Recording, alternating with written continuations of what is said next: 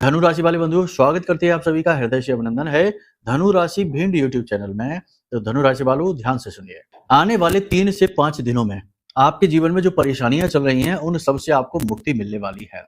जी हाँ बंधुओं, आपके जीवन में एक ऐसा व्यक्ति आने वाला है जो व्यक्ति पिछले जन्म से आपके कर्जे को चुकाना चाहता है। हमारी अनुभूतियां और आपके ग्रहों के गोचर कुछ इस प्रकार का इशारा कर रहे हैं कि ऐसा एक व्यक्ति आपके जीवन में आएगा जो इस जन्म से नहीं, पिछले जन्म से ही आपका साथी है। किसी प्रकार से आपका कर्म का बंधन है जो उसके साथ बंधा हुआ है और अपने उस ऋण को चुकाने के लिए वह इस जन्म में अब इस समय और काल पर आपका साथ देने वाला है।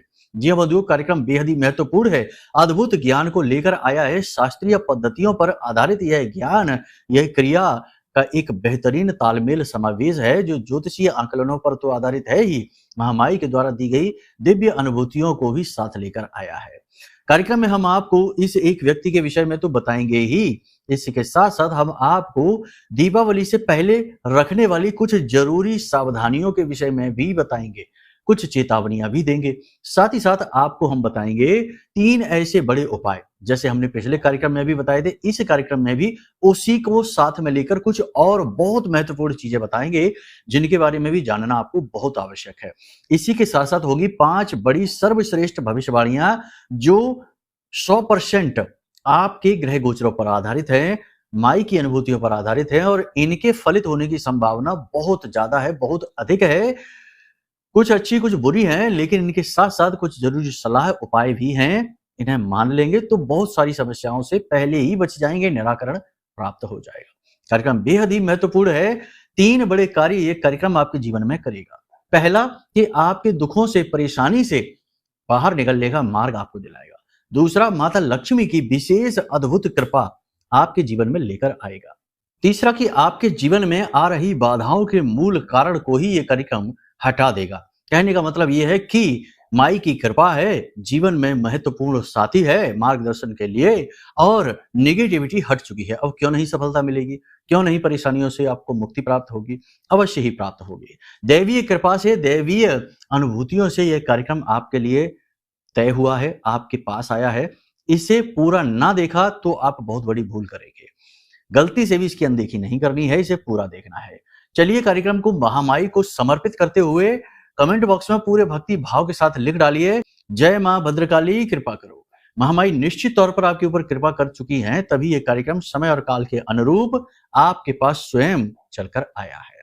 तो चलिए बंधु, प्रेम के साथ, भाव के साथ यह भी लिख दीजिए कि मैं भी माई के परिवार का हिस्सा हूं। महामाई के परिवार का हिस्सा, सुनहरा अवसर स्वयं आपके पास चलकर आया है, इसे मिस नहीं करना है। तो चलिए बंधु, अब शुरू करते हैं अपने मूल विषय को, यानी बात करते हैं 5 बड़ी भविष्यवाणियों की, फिर आपको उस एक व्यक्ति के बारे में बताएंगे। ठीक है? कार्यक्रम तसल्ली के साथ ठंडे दिमाग से देखिए। जय माई की। बंधुओं, ज्योतिष और तंत्र विद्या के क्षेत्र में आचार्य अमित एक जाना माना नाम है।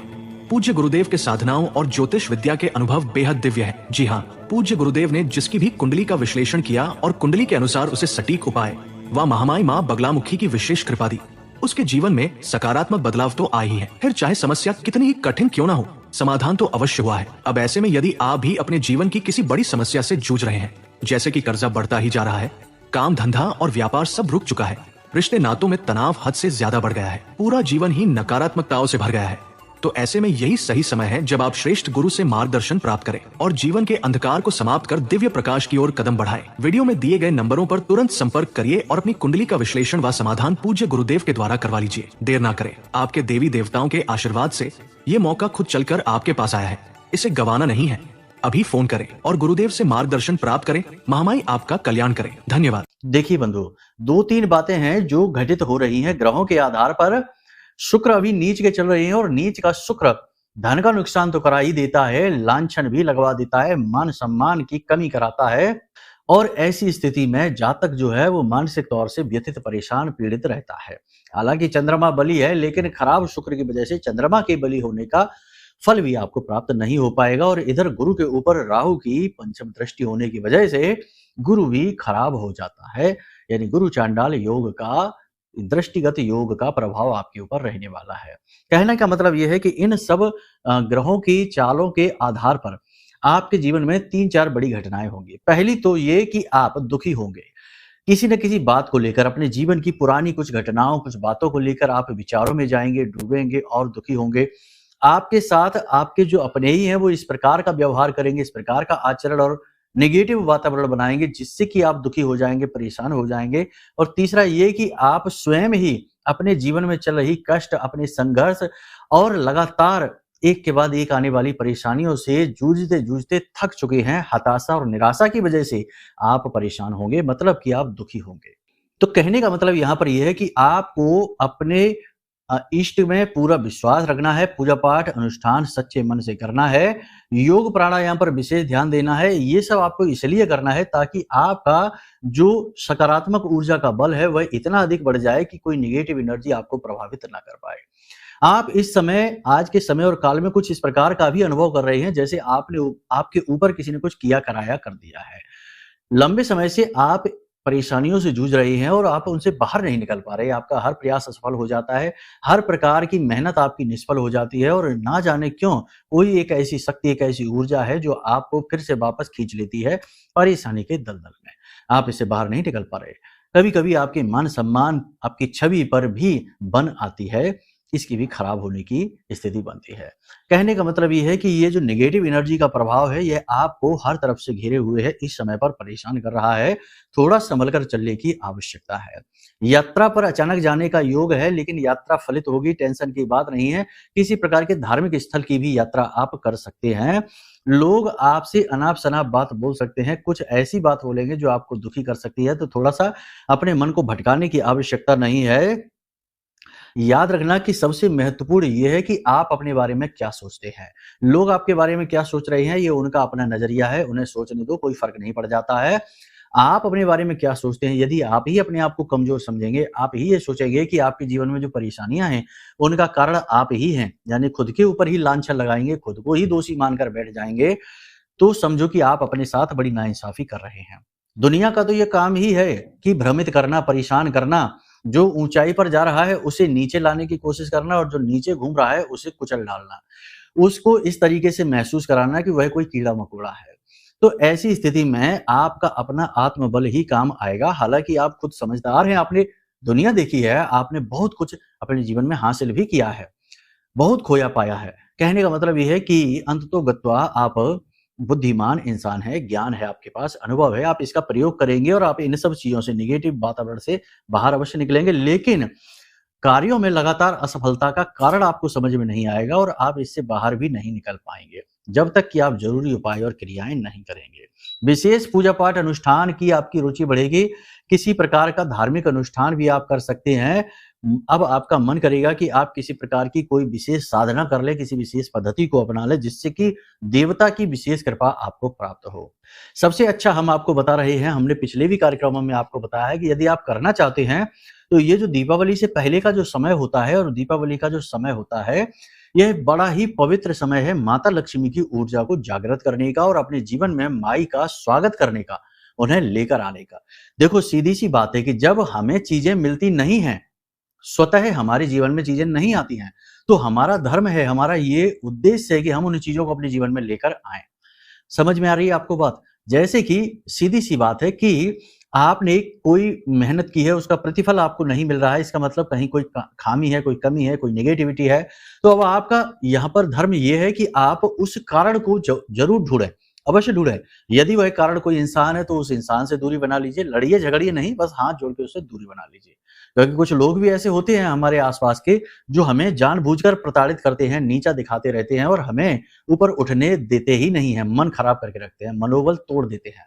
ऐसे लोगों से पीछा छुड़ा लीजिए। या फिर ऐसी कोई स्थिति परिस्थिति है, आपका आलस है, आपकी निर्णय लेने की क्षमता कमज़ोर है, प्रभावित है, क्योंकि कभी-कभी कुंडली में ऐसे ग्रह योग भी होते हैं, जो जातक को ज़रूरत से ज़्यादा आलसी बना देते हैं, काम को टालने वाला बना देते हैं, या जातक दूसरों को सलाह देता है तो बहुत अच्छी होती है वो सलाह। उन पर काम करके दूसरे खूब उन्नति कर लेते हैं, लेकिन जब आप अपने ऊपर बात आती है, तो जातक हर निर्णय गलत ही लेता है। ये कुंडली के दोष हैं। तो अगर ऐसा कोई दोष आपकी कुंडली में बना है, और फिर कुंडली के दोषों की बात क्या करें, कुंडली के दोष तो ऐसे-ऐसे हैं कि आजीवन नरकीय यातना देता है। मतलब कि देखो, यातना का मतलब ये नहीं, ये है कि मानसिक तौर पर आप दुखी हैं, पैसे से दुखी हैं, रिश्तों से दुखी हैं, स्वास्थ्य भी खराब रहता है, अब जैसे कि शनि और चंद्रमा है, विष दोष बन गया, आजीवन 7.5 ही रहेगी, हर काम में रुकावट रहेगी। बुध आपका बैठा है अगर 3, 9 और 12 के भाव में बैठा है तो जिंदगी भर रुकावटें देगा।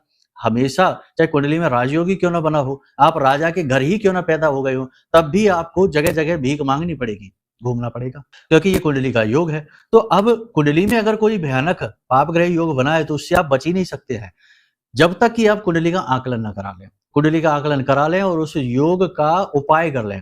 अब कोई कहेगा उपाय करने से कैसे होगा, भाग्य तो लिखा है वो तो बदल नहीं जाएगा। नहीं, ये भी होता है। उपाय का मतलब होता है प्रायश्चित कर्म।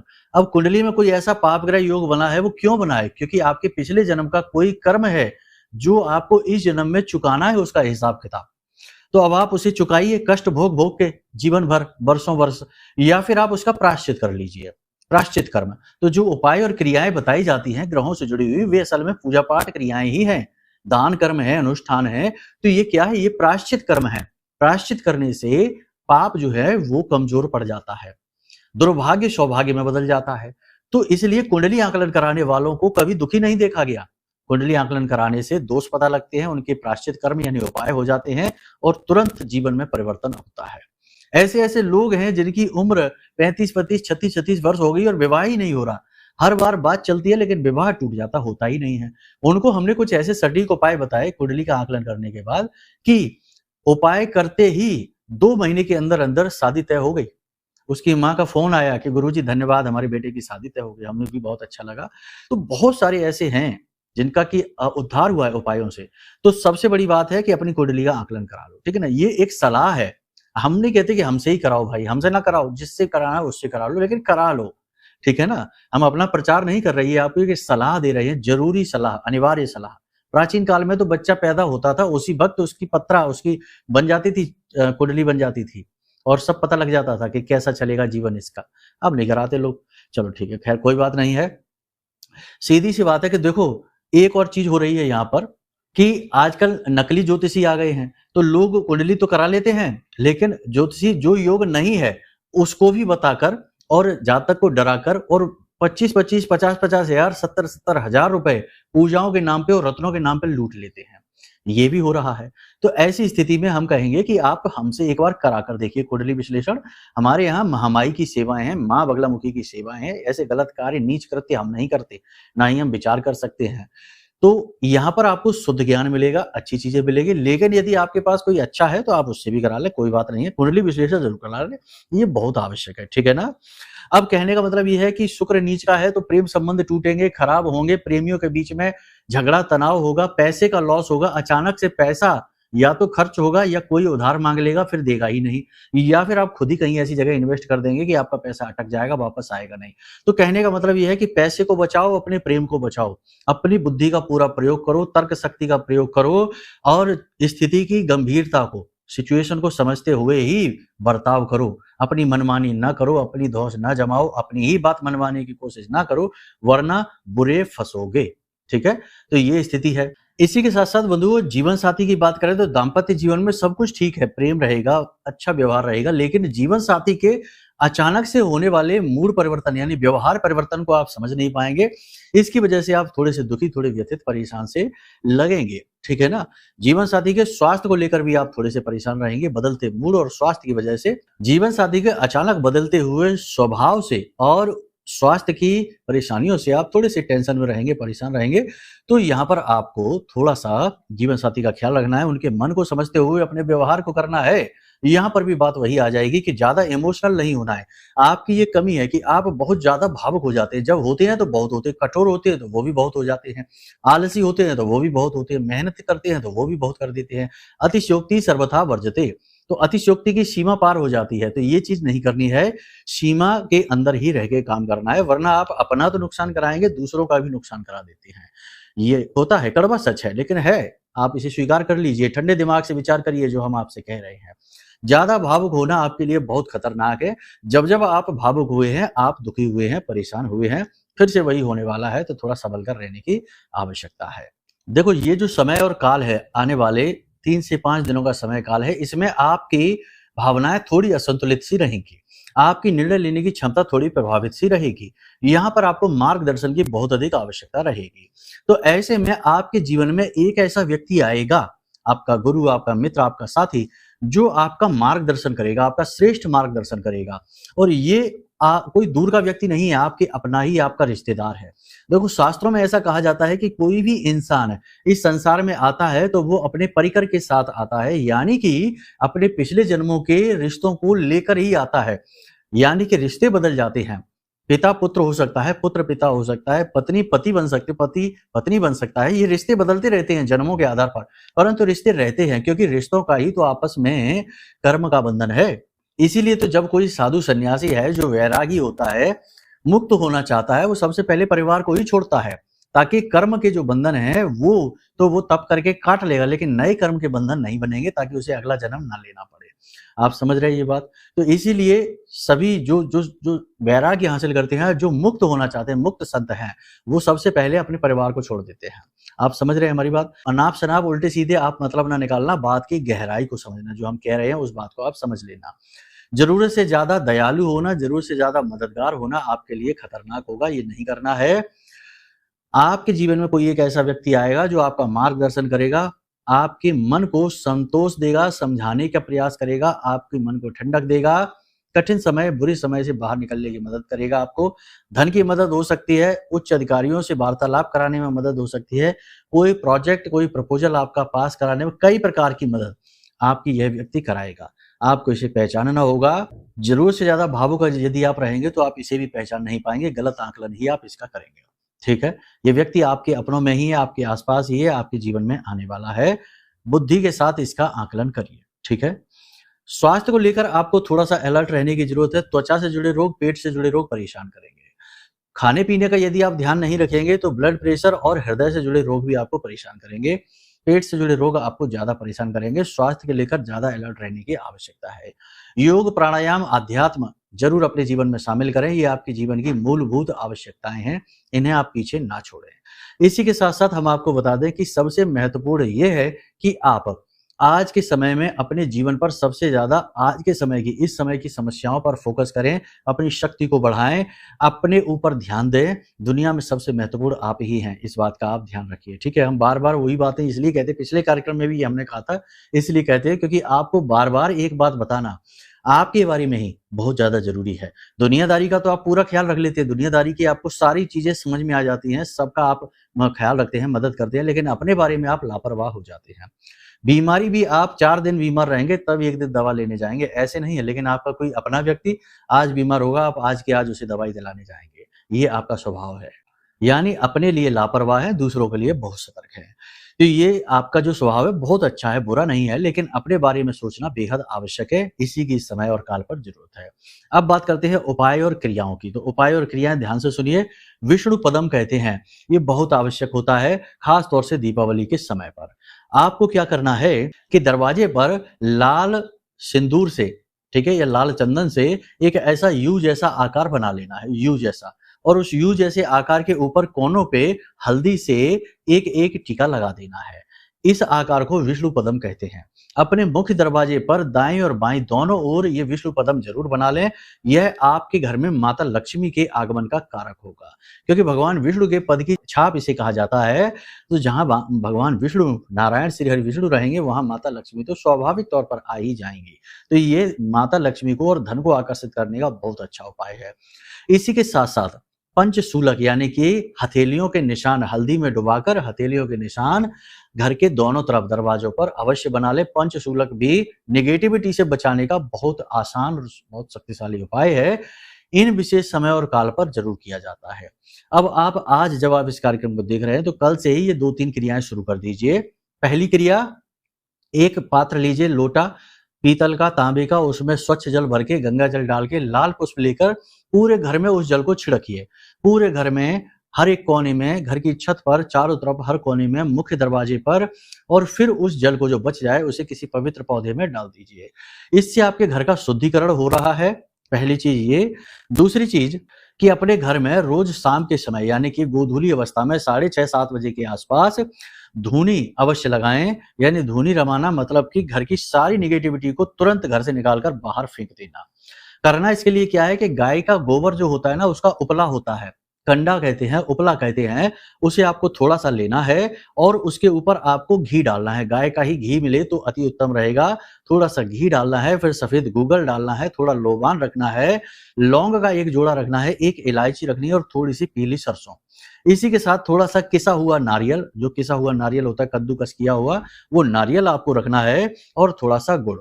अब इसके ऊपर भीमसेनी कपूर रख कर और इसे अच्छी तरीके से जला दीजिए।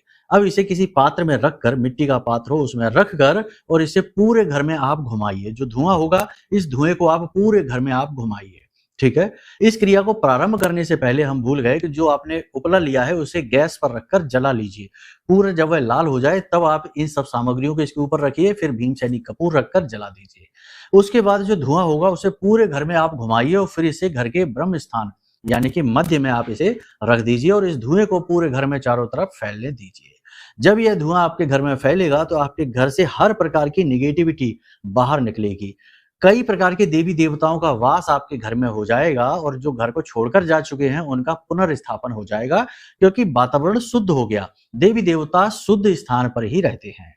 और एक महत्वपूर्ण बात है कि देखो, नेगेटिविटी से, उपायों से तो छुटकारा प्राप्त किया ही जा सकता है, लेकिन कभी-कभी किसी प्रकार की कोई नेगेटिविटी ऐसी होती है जो पुराने समय से पीछे पड़ी हुई है या किसी ने कोई मजबूत तंत्र करा दिया, बंधन करा दिया है, तो हो सकता है कि इन क्रियाओं से उससे छुटकारा ना प्राप्त हो। तो ऐसी स्थिति में आपके लिए काम आएगा यह महारक्षा कवच। यह महारक्षा कवच इतना शक्तिशाली है, 10 महाविद्या से जुड़ा हुआ है। ब्रह्मास्त्र विद्या माँ बगलामुखी के जागृत मंत्रों से अभिमंत्रित है, पूर्ण रूप से जागृत है। यह महारक्षा कवच जिसके घर में पहुंचा है उसके घर में अचानक से खुशियां आई हैं, अचानक से कारोबार चल निकले हैं, अचानक से कर्जा दूर हो गया है। तो यह जो महारक्षा कवच है, आप इसे भी ऑर्डर कर सकते हैं, कुंडली का विश्लेषण भी कराएं और महारक्षा कवच भी मंगाएं। दोनों चीजों को एक साथ जब आप समाहित करेंगे तो आप पाएंगे कि अचानक से जीवन में गति आ गई है, नेगेटिविटी से मुक्ति मिल गई है, आपके किए हुए कार्यों का फल आपको मिलने लगा है, हर काम में आपकी उन्नति होने लगी है। आप खुद भी आश्चर्य में पड़ जाएंगे, ऐसी सफलता आपको प्राप्त होगी। तो आप इन चीजों को अपने जीवन में जरूर लेकर आएं। ये आपके लिए ही निर्मित की गई हैं और बहुत ही छोटी-छोटी दक्षिणाओं के साथ आपको हम दे रहे हैं, माता रानी की सेवा और आशीर्वाद समझकर। देखो, मूल्य तो चीजों का होता ही है, हमने भी जहां से ये चीजें एकत्रित की हैं वहां भी मूल्य दिया है, तो बस ऐसा ही आप समझिए। हमेशा मूल्य के ही बारे में यदि आप विचार करेंगे तो आप बहुत नेगेटिव इंसान हैं, फिर तो आपको बचा पाना भी बहुत मुश्किल है। तो कहने का मतलब ये है कि शक, वहम या कोई नकारात्मकता मन में आए तो पहले अपने आप को शुद्ध करो, तुरंत इसे ऑर्डर नहीं करना, फिर ये काम भी नहीं करेगा।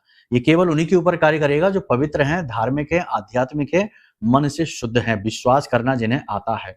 ऐसे लोगों के ऊपर तो ये बहुत जबरदस्त कार्य करता है। बहुत ही आश्चर्यजनक प्रतिक्रियाएं इसकी प्राप्त हो रही हैं। तो उम्मीद है सारी बातें आपने समझ ली हैं। अब यदि कोई प्रश्न मन में उठे तो वीडियो में नंबर दिए गए हैं, इन नंबरों पर फोन करिए, सारी जानकारी आपको प्राप्त हो जाएगी। ठीक है, तो चलिए बंधु, कार्यक्रम को यही विराम देते हैं। हमेशा हंसते रहिए, मुस्कुराते रहिए, सकारात्मक रहिए, महामाई पर अपनी आस्था और विश्वास बनाकर रखिए, क्योंकि आपका उद्धार तो वहीं से होना है। प्रेम से बोलिए जय माई की, जय माँ बगलामुखी। हमारे प्रिय और परम पूज्य आचार्य जी ने अपनी साधनाओं के अनुभवों पर आधारित शक्तिशाली उपाय और क्रियाओं के माध्यम से हजारों लोगों के जीवन को पूरी तरह से बदला है।